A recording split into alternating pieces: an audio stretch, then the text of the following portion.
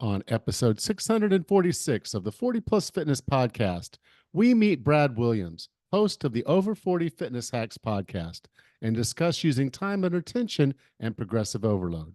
You can find the full show notes for this episode at 40plusfitnesspodcast.com/646.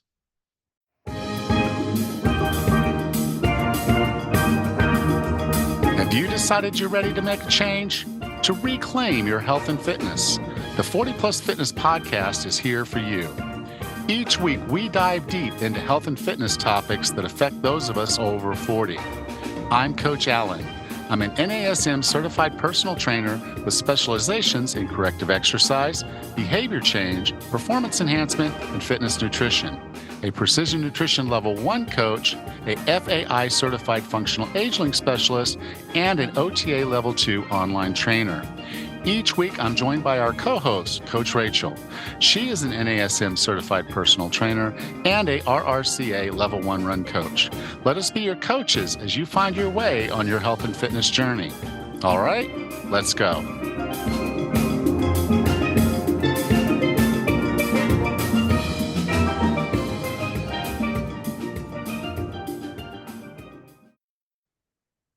Hey, Raz, how are you? Hey, Alan, welcome back from your wonderful vacation. I hope you had a wonderful time visiting all these neat places. I did. It was a lot. It was a whole lot. So we did see a lot. We did a lot. Ate a lot. Drank more than I should have. So I guess that's a lot. And just let it go for a big detour for a month. And oddly enough, my wife and I come back and we haven't gained a pound. Oh, look at you. I saw you did a lot of walking, though. You must have been very active. We did a lot of walking. Yeah. That is so nothing awesome. crazy. I mean, nothing crazy. I think the most I had in any one day was like 22,000 steps. But yeah, it was just a series of days where I was well over 10. I was averaging 14 and some change over the course of the 2 weeks. So there was a lot of walking. And that was good. And then, of course, the food quality there is a little bit better than the United States. So not as much junk, But yeah, no, it was a really good trip. I was glad to get away. I'm glad to be back. I loved flying in. I loved flying into our island and getting out and it being warm and comfortable and back in my office and doing my thing. That's awesome. Well, happy anniversary to you both again, and it's good to have you back. Thank you. How are things up there? Wonderful. We also took a shorter vacation while we were on our little hiatus here and enjoyed some friends from Florida and have just been kind of doing our thing this spring, getting wedding plans together, bridal showers coming up. So my daughter's getting married in a month. So it's coming up fast. Lots going on. Lots going on for you. Yep. All right. Well, you ready to talk to Brad Williams? Sure. Today's guest has been a personal trainer and gym owner for over 15 years. He focuses on helping people over 40 who are looking to fight the aging process while still enjoying their social lives. With no further ado, here's Brad Williams. Brad, welcome to 40 Plus Fitness. Yeah, thank you so much, Alan, for having me on the show. I was reaching out for other podcasts to be on, and I've been talking about that quite a bit here over the last few months because I just feel like I want to get the message out there a little bit more. And after meeting you and having an opportunity to come interview for your podcast, I was like, yeah, this is a guy I need on this podcast because he was like, you're exactly who I am, but just a little bit, a little bit younger, a little bit more getting into it. But you bring a lot of experience that I don't have, and so I think this is a great opportunity for us to share some information with folks, and I'm glad to have you here. Yeah, no, I'm stoked, and we definitely speak the same language. We speak a lot of the same stuff to our audience. So, but there's always something new, and that's what I love. Getting people on my show like yourself, and being on other shows as well. Yeah, just given when I started that there were no podcasts in the health and fitness field for people over 40. There were no books. There was no nothing. And I'm just glad to see that there are others out there, particularly you young bucks coming up, I know a lot of people don't call you a young buck, but as far as a 40 pluser, you are. So let's jump into this a little bit now. In your the stuff we've been going back and forth, one of the things you brought up was that you felt there were some myths when we talk about progressive overload theory. And I mean, for those that don't know, can you define progressive overload theory and then kind of talk through what some of the myths are? Yeah, so progressive overload theory, probably a lot of the audience might have seen that a lot on social media, and it's, I've known it, my whole career as a personal trainer, but for the last maybe 3 years, I just see it scattered on social media right now. So, I love talking about that and kind of putting my viewpoints on it. But progressive overload is just, you have maybe doing this for yourself, maybe you have a trainer creating a plan for you, and it's, a step periodic plan of building some lean muscle, what your goals are, that kind of stuff. And progressive overload just means as soon as you can and you're safely able to, increasing the weight slightly, because that mechanical tension will improve the muscle mass, um, and thus raising your BMR, which is the whole point of building muscle, at least in our business and personal training. What I've seen over the years is, and especially the 20-year-olds and maybe some of the 30-year-olds and maybe people that just don't really understand, is they just really focus on progressive overload. Okay, that means lift as absolutely heavy as I can, and I'm going to get the biggest as I can. And I mean, technically, as long as you're feeding your body, that can happen. But that wasn't the whole point of that concept. The whole point of the concept was do it safely. What tempo are you using? So, everyone I see in the gym, at least growing up, and when I get new clients, I'll see their tempos like, 1 second up, 1 second down. They're just trying to crank out 10 to 15 reps as fast as they can. We're like, well, that's not safe for one. Let's slow that down a little bit. And once I've kind of taught them that, maybe a couple seconds up, couple seconds down, um, there's different theories of time under tension, which we'll talk about later, of slowing it down even more. Well, okay, well, that's not progressive overload. Progressive overload just means as soon as you can, increasing the weight. You can do that with any type of theory out there. You can do that with, calisthenics. Yeah. Put a weight vest on already. You can still do body weight. So that's kind of what I teach clients right off the bat. We'll get progressive overload. And then the other thing is there's going to be a point where, enough's enough. Did we get to your goals? What are you trying to do? There's a point where, I mean, some young 20-year-olds will just see like, I got to keep lifting as heavy as I can until I max out and even push past that. That's not a good goal unless you're, getting paid to be a power athlete. So that's kind of my take on progressive overload. Yeah, I think a couple things there is one is there's a huge misnomer or misunderstanding between what strength and power are. So the person who's cranking out the reps, one, Yeah. at that kind of tempo, that person is building power within the range of movement that they're going. And because, yes, if you're young and capable, you are going to put on muscle, but you are going to develop power. But by slowing it down, particularly on the eccentric portion, which is the lowering of the weight, you're now focused in strength. And so the strong guy is the guy who can carry something for a long time. Mm-hmm. With strength, with weight. And the powerful guy is the guy who can move it quickly. And the endurance guy is the guy who can move it quickly for a long time. Exactly. And so I think when we're talking about progressive overload theory, it plays in all three of those areas. And the principle is this: if you do the same thing over and over and over again at the same weight, you can potentially should maintain most of your muscle mass, strength, and power, depending on how you're doing it. But sarcopenia comes along and fights us. And so there could potentially be a day you would walk in the gym and not be as strong as you were the last time you walked in the gym doing the same exercises. And so what progressive overload teaches us is that if we progressively increase the weight, and the way I usually say it is gentle nudges. Okay. Mm-hmm. We're older now, gentle nudges. If we do those gentle nudges, we are communicating to the muscle mass that we need to move some more weight or we need to be stronger. And however we're doing it. Now, they don't know why you want to do that, Brad, but for some reason, Brad feels the need to lift a little bit more weight. So we should probably adapt, talk to more muscle fibers, make more muscle fibers, make muscle fibers bigger, whatever's necessary to give Brad what he wants, which is to move a little bit more weight. So those gentle nudges over time with stimulus, feeding, rest, and the feeding's usually in the form of protein, maybe a little bit of carbohydrates. Boom, there you are. You're stronger.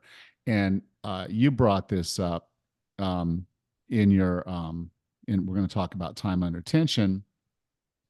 This working with this to get stronger, to get more powerful, whichever is your goal, it really changes the math when you injure yourself.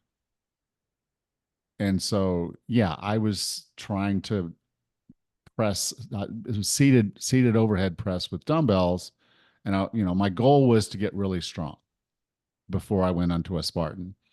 And fortunately, I wasn't really smart about it, and yes, it was 1-1. Blew out your rotator.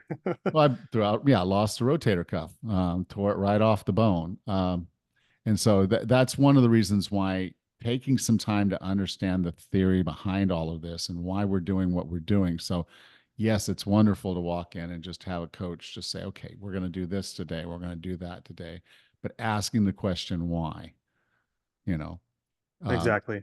With And you know my what? clients, I don't know about you, with my clients, I do this thing and they hate it, but they love it, is that I'll just go in and after they do a set, if I feel like, okay, that was perfect form at the perfect weight, the perfect reps, perfect tempo, I'll slap more weight on there. a little bit more. And they're like, and sometimes they don't see it, like their turn, they're drinking some water, like, did you just put some more weight on there or something? I absolutely did. I always lie to them. No, it's the same weight. Well, I've done that. There have been times they didn't ask, and then they did the set, and they're like, "That was a little heavier, wasn't it?" And I'm like, "Yeah, it was." So what? But and it's not a joke. But the principle is, our brains are going to shut off before our muscles will.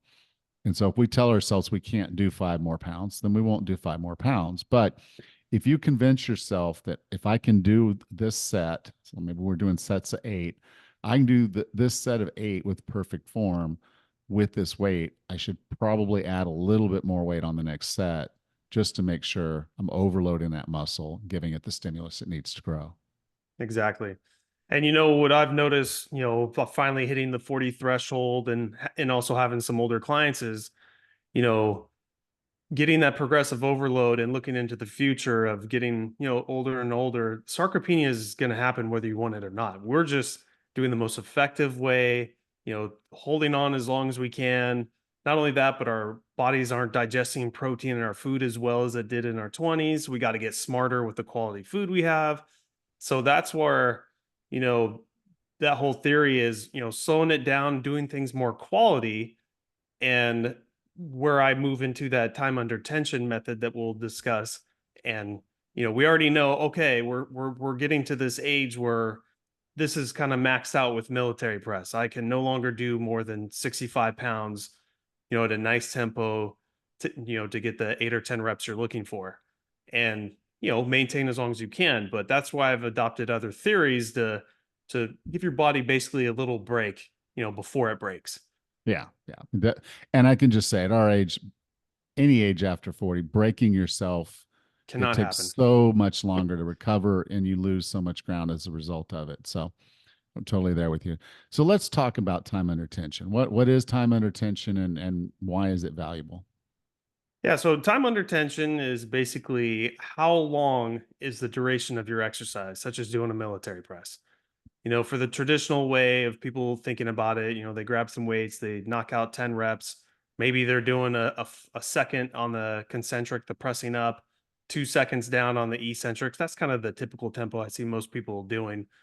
And, that works for a while, everything we're talking about, and you can increase your mechanical tension that way. But Better is to slow down that tempo, really focus on mind, body, muscle control, feeling everything on the way up, slowing it on the way down. One, you recruit more muscle fibers, and you're sacrificing a little bit of mechanical tension doing this, but it's safer. You're still going to get the same results. Maybe it adds a couple weeks or months to get to those same goals if you were powerlifting or strength training. But that's the whole mindset that I talk to with my audience, the over 40 crowd. You gotta shut this down. This is now we're in the end game. We need these bodies to last as long as we can. You need to start worrying more about quality. So, I see on social media a lot of people harping on no, mechanical tension is so much, a better theory than time under tension, because in their mind they're thinking, oh, time under tension, they're doing 5-pound weights on military press and doing it for 5 minutes. That's not what we're talking about. Yes, I mean, there's a law of diminishing returns of how light you're going, that you're going to get nothing out of it. I, in my philosophy, and am more into the tempo of on a military press, 4 seconds up, maybe 5 to 6 seconds down, and that way you can still get that progressive overload. You will get from 40s to 45 pounds to 50 pounds, but you'll never probably get to 65, 75, 85. But what's the point? And that's the whole thing. You're trying to just hold on the muscle. You have an aesthetically pleasing body, you're healthy and no injuries. So that's my theory of time under tension, and why I like using that for my over 40 clients. So the core of what you're saying is that okay, that we want to, if we want to get stronger or we want to build more power or whatever we want to do, we do have to add volume of some sort or another. And the standard way of doing that, in the old school way, main way, is just to add weight. Mm-hmm. Some people will want to add reps. And that at that point, again, you're moving into muscular endurance, and you're probably not going to go as slow. You're probably going to go faster just so you can get the work done. So you're going to probably be focused a lot more on power. And so the raising the reps, and then the other side of it is that, the theory that our joints only have so many opportunities to flex and contract. And at some point that overuse has the potential to harm the joint and therefore cause some problems as we age. So particularly if you have arthritis, if there's an injury, you probably don't want to increase the reps. And there is a point, yes, where increasing the weight really just adds more risk than it adds value, and you don't want to do that. But the third way is this: it's changing your tempo and slowing down. Now, I tend to go more for when I'm going to change the volume using tempo. I usually do the slow tempo on my eccentric portion, which is the lowering of the weight. And then I'll still go relatively fast on the upper. And that's only because the strength portion of the lift tends to be on the eccentric version, a part of the lift, and the power is on the concentric. So I will go faster on the concentric. But again, that's only because I'm thinking in terms of kind of maximizing the whole value of that lift, not just the overall strength. And you're right. I mean, particularly with like an overhead press, I don't need 85-pound dumbbells anymore. I'm not going there again. The heaviest thing I ever have to put over my head is maybe a box or something that I need to put in the top of a closet, or my suitcase in an overhead bin. And that's typically never going to be more than 30 or 40 pounds. So if I can safely lift 30 or 45 pounds over my head, I'm fine. So, and I don't want to take 3 seconds to do that, or 4 seconds or 5 seconds to do that. So probably going to go ahead and just power that box up there and then place it into the closet. Exactly. Yeah. The other thing I kind of learned, in my 20s with that kind of old mindset, and all the way up into my 40s, to really understand that it doesn't take that heavy mechanical tension and tearing up your muscle fibers. That's not what really builds muscle. It's, providing that volume with some mechanical tension just to get a hormonal response from your body that says, oh my God, this person is under distress a lot. We need to increase muscle size. Yeah, and then I don't know why Brad wants to lift this heavy weight, but we got to help him. But I can do just as much damage with, decreasing my weight by, 30, 40%, slowing down that tempo, getting the same results. Yeah. I don't know how many times in my 30s, that was probably the worst of my 30s with tennis elbow, ankles, knee issues. That's where I really started feeling it because I was, lifting too heavy and powerlifting. Yeah. Another benefit I was thinking about with time under tension is that as you're moving the weight up and down through the range of motion, you're forcing your brain to begin to communicate with more muscle fibers. So for a lot of people that are brand new to lifting, you might want to just consider time under tension as a model, because that's where the real initial strength. So someone will start a new lift and the first lift is really, really light and they double that weight in a matter of a few times. Yeah. And they're like, "This is great." I went from 5 pounds to 15 pounds on this lift. And that's really just the neuromuscular communication that goes on when we're learning a new thing.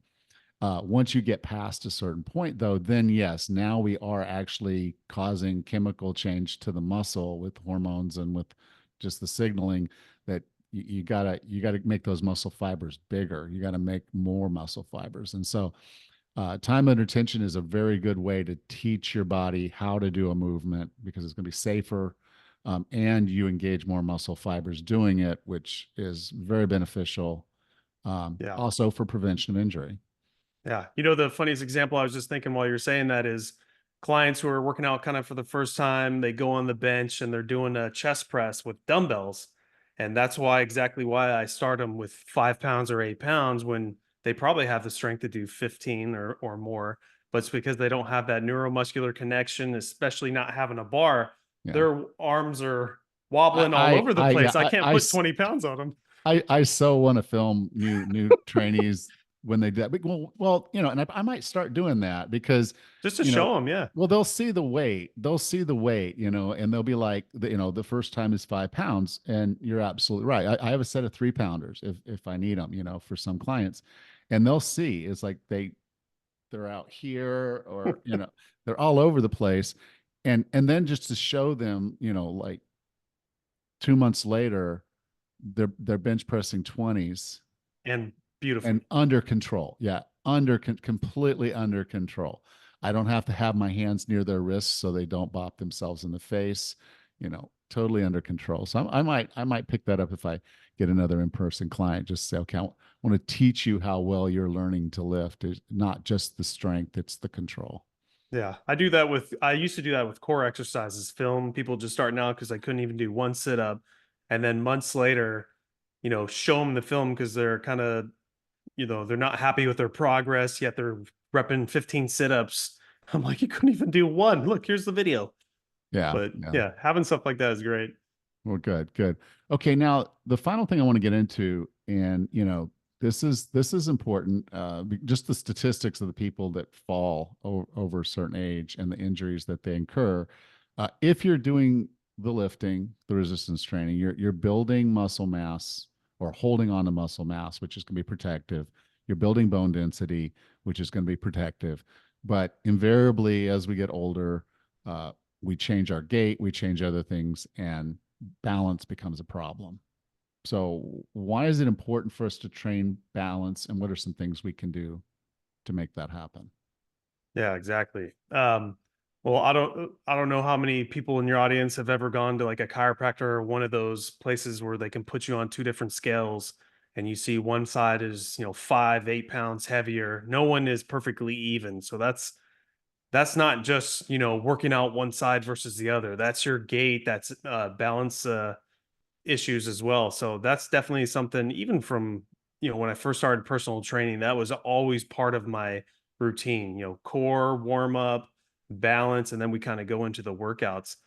And especially over 40, mostly kind of, 60s, 70s and beyond, you hear the terrible, terms of slips, trips, and falls. Those are no joke. I'm old enough to see my parents and that kind of stuff has happened. My mom just broke her tibia and fibia softly landing while doing some gardening.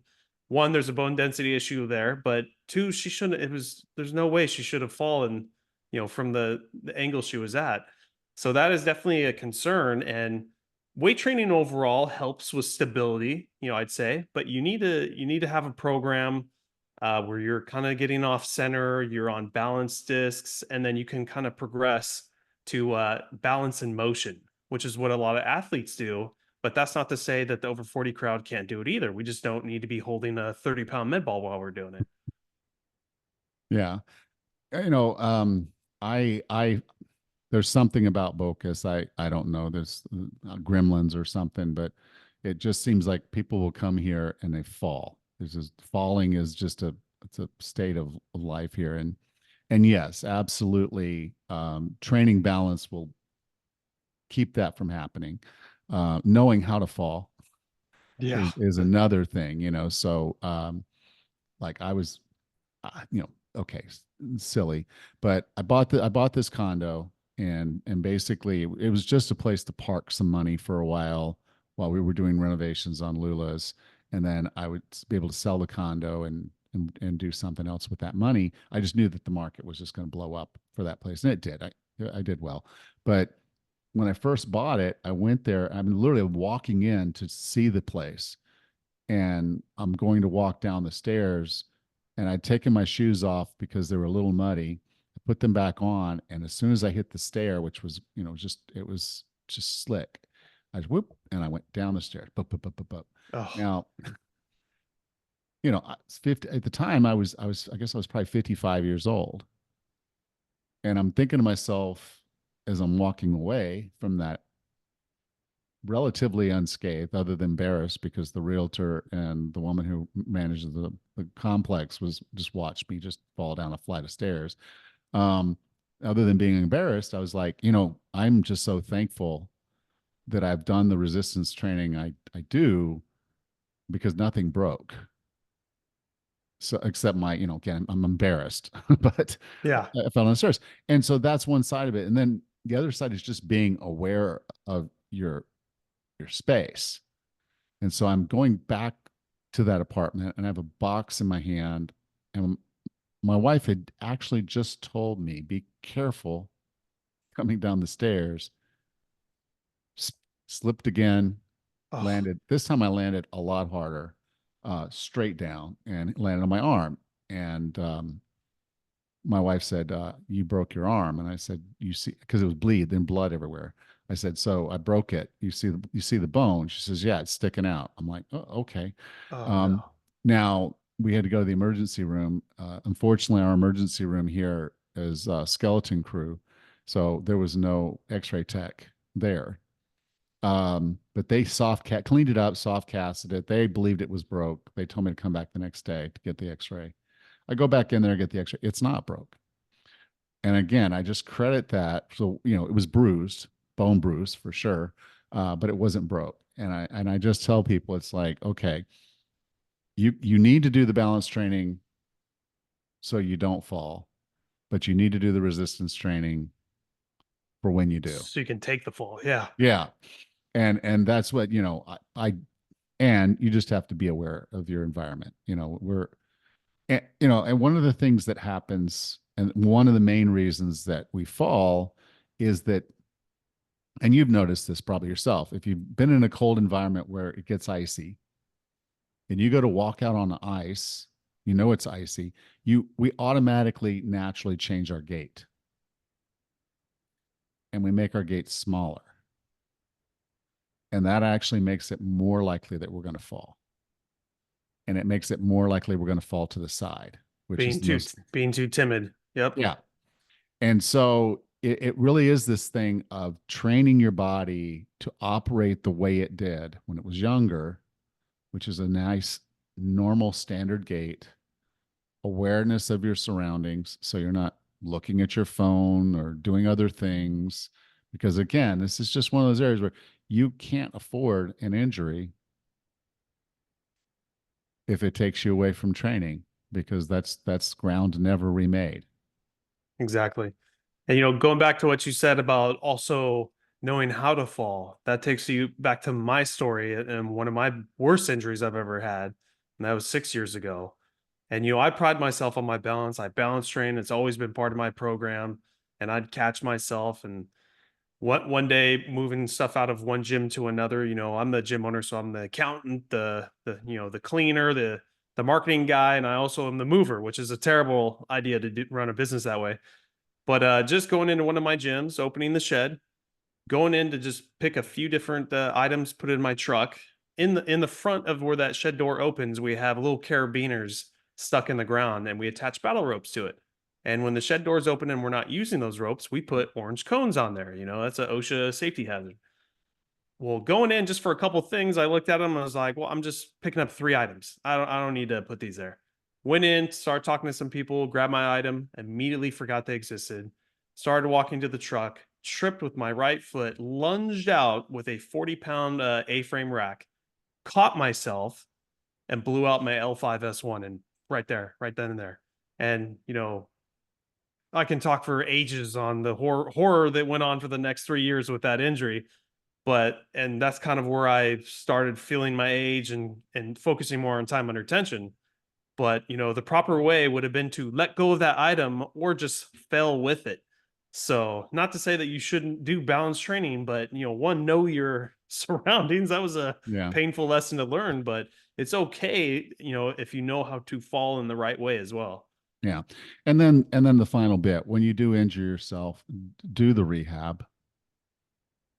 Super important. Yeah. Everything that, when you hurt yourself, you get the medical care you need to fix what was broke. They're really good at that. That's my favorite thing about doctors is they can band us back together. They can cut parts off and put other parts on, and they are really, really good at that. They're like carpentry. They can rebuild us. But then we've got to do the work. We've got to do the homework when the physio tells you, do this, Exactly. do that homework at home. Every single bit of it. Do every single bit of it. You don't have to do more unless they want you to do. If you ask them, say, should I do more, and they give you more, then do more. But you got to do that rehab, because the recovery time is critical. The Yeah. longer you're down, the less you're going to accomplish. And the other note on that is also go with how you feel. That's also what my physical therapist had told me. Should I be progressing? They're like, well, how do you feel? And in my mind, as a trainer, like, I want to get there quicker. Well, that's not the right attitude, Yeah. and I was not ready for it. So that kind of threw me back down a couple months more of getting fully recovered. So learning how to slow down was a very monumental point in my life at 40.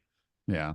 And well, again, that's a kind of a key point, is this is the age where ego has to start getting tamped down. You don't let your ego break you.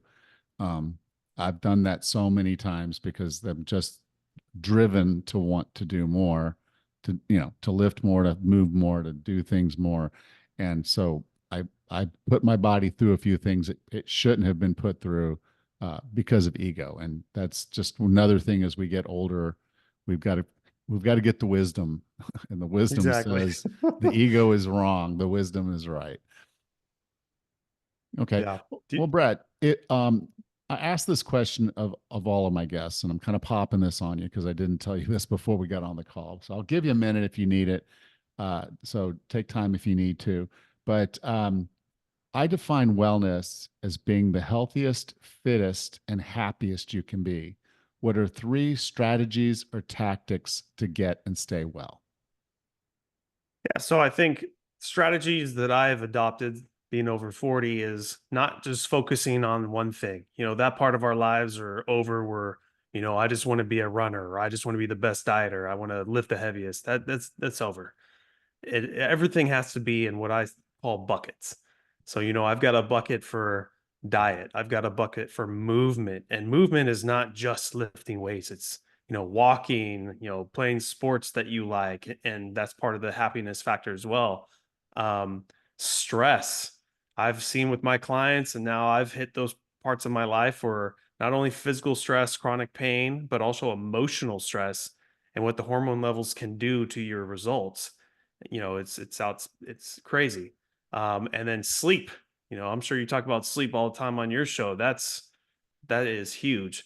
And then inflammation. As soon as I hit kind of the late part of my 30s, I started picking up all these weird allergies to milk protein, to beef. Like all my doctors said, that's part of life. And it kind of, gets at that 30 range is when it starts. And going through this, and now I'm 43, really listening to your body of what you're putting into it, and feeling, if certain vegetables, certain meat, a certain supplement is not working for you, you need to get it out, because inflammation is just like stress, to where if you have it, there is not a chance your body is going to be burning fat, building protein. It's not going to work right at all. So you have to start laying these things down. And I like kind of scoring myself on each one, month by month, to see how I'm doing. And when you synergistically work on that kind of format, oh, you start feeling better, you looking better, everything's easier, and you feel like you can, go to 100. And that's where I'm kind of at in my life. And knock on wood, I hope I get there. Oh, good, good. Brad, if someone wanted to learn more about you, where would you like for me to send them? Yeah, so for me, it's easy. Just either my podcast, Over 40 Fitness Hacks, and that's 40, not spelled out. And then same thing for my website, over40fitnesshacks.com. Awesome. Thank you so much for being a part of 40 Plus Fitness. Awesome. Thanks, Alan. And thanks for coming on my show as well. Talk to you soon. Welcome back, Raz. Hey, Alan. I was so excited to listen to this podcast about all these different tools and ideas to consider during weightlifting resistance training, spending time with weights in the gym. And there's a lot of things, as a novice lifter, as I am, there's the whole concept of time under tension is really a good option. It's a really interesting technique. It can be. It can be. I just I like to caution people that it's not a mandatory thing. You gotta get the form down. You gotta figure out the exercises first. Start with almost no weight, work your way up, put that load on when you know you've got good form. But time under tension is an excellent tool, particularly for individuals that maybe have some overuse potential. So, most of the time when I get a beginner, I am going to code for 3 sets of 10 on an exercise. If they're really not in really good shape at all, then maybe two sets of 10. Sure. We set the weight relatively low so that they can get, usually get to their 10 before we add additional weight. And adding additional weight is the standard way of getting stronger and adding muscle mass, is that, if you lift more weight, your muscle will be bigger and you'll be stronger because you just more weight. Sure. Okay. But it's not the only way. And so, reps are great, but if you're doing a lot of high rep stuff, I'll never code over 10 reps, hardly ever, for anybody, unless they're trying to do something particular. But for the most time, we're going to just do 10, and often 8. But if someone knows, okay, I've had issues with the joint and I don't want to keep moving that joint through, again, 3 sets of 10, that's 30. And if you're doing flat chest press and then you're going to do incline press, your elbows just did 60. Yeah, that's true. So elbow problems, you might not want to do 60 reps of presses. So the other thing we could do is we could lower the reps and increase the weight. So that's another option to change the volume, is to say, okay, instead of doing 3 sets of 10, maybe I'm going to do 5 sets of 5. And I just cut 5 off, but I added weight to the lift. Or I could do 3 sets of 8 or 3 sets of 6, and play with that and see, because again, every rep you cut, you're out of each set, you just cut 6 if you're doing two chest press types exercises. But time under tension is a way to really tax your muscle with both lower weight and lower reps. And so the way we like to do it is to make sure, again, the time between for each set each rep takes longer. Now, one of the things that I care about is I don't just care about building muscle and getting stronger. I also like to have a little bit of power behind what I do. So on the positive of any exercise, I don't want to slow that down. So when I'm doing, say, a chest press, okay, as I lower the bar to my chest or the dumbbells to my chest level, I do that slow. So I add time under tension there. And then my press is a 1 beat. So where normally it'd be 1 beat, 1 beat, down 1, up 1, that's 2 beats. This I may say, okay, I'm going to put a metronome on and I'm going to do a down of, or stopwatch. I'm going to do a down of 3 Mm-hmm. and then an up of 1. So I'm now doing 4 counts. Sure. That put the weight on the muscle much longer. So I Mm-hmm. would have to potentially lower the weight and even maybe even lower the reps depending on Mm-hmm. how that lift goes. Um, this is the time under tension is a little bit more of an advanced technique. So if you're first getting started, I don't recommend it. Right. Because what's happening in the very beginning, when the very, very, very beginning is you do an exercise the first time, your brain is trying to figure out which muscles to fire. Mm-hmm. And then as it starts learning those muscles, it starts firing the muscles better. And then you notice your strength go up. So that's why beginners will typically see this huge exponential increase in strength Mm-hmm. because the muscles are the brain is actually figuring out all the muscles it can fire to Mm-hmm. complete that lift. And the more when it adds more muscle fibers, it makes the lift easier. And once it's firing pretty good, the neuromuscular stuff is done, and now you're actually having to tax the muscle itself to do the Mm-hmm. work, and that's when the real magic starts to happen. So you may see the numbers go up really fast, and then they start to slow down as far as Mm-hmm. the strength curve.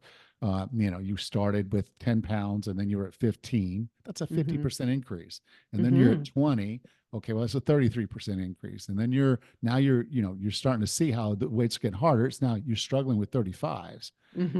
You're like, I'm on 35s and I'm stuck. Well, the neuromuscular stuff is done. And so Mm-hmm. now it's about building this thing. And so, you might find, okay, I can't do 3 sets of 10 with this. I can't do, and so maybe that's a time that you would either lower the reps Mm-hmm. or you could consider time under tension as a change to Mm-hmm. help you get past that gap. And there's a lot of other ways that you can incorporate time under tension to kind of get through plateaus or to build strength in a way that is kind of unique. Those tend to be a little bit more intermediate. Again, not something I would say a beginning lifter needs to do. But if Mm-hmm. you're working with a good trainer that understands time under tension, uh, Mm-hmm. I can hurt you with just 2 reps. Well, I don't want to go there, Alan, but thank you. Yep. Well, it also brings up a good point is that novice lifters like myself, we go into the gym and we think, okay, 2 sets of 10, 3 sets of 10, or we increase the weight and do 2 sets of 10, 3 sets of 10. And then, this gives another option, but it also, kind of like you had mentioned, there's going to be a plateau. Like I can only lift what I can lift. And there's not a real point in focusing on massive heavy weight in the gym. I mean, we got to remember that the focus is on our muscles, Yeah. muscle mass and bone density even. So, I mean, this is a nice other option to have when it's time to hit the weights. Yeah, it is. And if you find yourself at a plateau, then all that is an indicator that you need to mix things up a bit Mm-hmm. if you want to go, because you are just going to stay in that plateau. Oh my So gosh. for most lifters, like I said, Mm-hmm. for most people, if I started you out with 3 sets of 10 and you Mm-hmm. get to a certain weight and you're kind of plateauing, I might drop you down to 3 sets of 8 so you can Mm-hmm. get those reps in. Mm-hmm. Or I may drop you to 5 sets of 5 Mm-hmm. and then you're going to go heavier weight. So There. sometimes it's just the experience of being under more weight, and sometimes Mm-hmm. it's just adding different exercises, changing up the exercises, so you're building a better base. Like a lot of times when I'm working with people on their squat, and they kind of plateau on their squat, Mm-hmm. what I'll often do is I'll get them I'll get them in a leg press, and they'll start Mm-hmm. seeing the bigger numbers. They're training their legs to be more comfortable under a much higher number of weight. Mm-hmm. And when they come back to squats, they find that they've built a good bit of strength and their squats are better. For some people, it's a form problem. So I'll Mm-hmm. have them lower the weight significantly and do front squats. And this Ah. requires them to remain way upright. So they Mm-hmm. build a better form and base, and they build better mobility in their hips and calves. And then when they go back to the squat, they're in a better Mm-hmm. form, and their better form allows them to lift more weight. So there are different ways to break through plateaus, but Mm-hmm. time under tension is one of those, Mm-hmm. that you can incorporate. But again, just be careful, because this is a situation where you are changing the volume. And with time under tension, it's easy to like really go overboard, because Sure. like I said, if you're doing a 1 and a 1, Mm-hmm. and you're doing, say, let's say tens, you're doing tens and you're doing 1 on 1, and then you decide you want to take that 10 pounds and do time under tension with a 3-second down and a 1 second up, you just doubled your volume. Okay, that's crazy. It Um, is. so it is something you want to be careful about, and but you can incorporate this if you find, as you get a little bit further along, and you Mhm. don't want to add heavier, you don't want to buy heavier dumbbells, or you find yourself in a fitness center at a hotel, and the highest weights they have are less than what you're used to lifting. Mhm. Don't just add more reps. You can play with time under tension, say 2 down, 1 up, just Mhm. to make that a little bit harder. Yeah, that sounds awesome. Well, I really appreciate this discussion. I think this is super helpful, especially for other novice lifters like myself. All right. Well, we'll talk next week then. Great. Take care, Alan. You too, Rachel. Thanks. Bye. Bye-bye. If you enjoyed today's show, take a moment to subscribe so you don't miss the next one. And if you would, please leave us a rating and review on your podcast player of choice. Next time on the 40 Plus Fitness podcast, we ask the question, is your why big enough? And give you a practical approach to make sure that it is. Until then, have a happy and healthy week.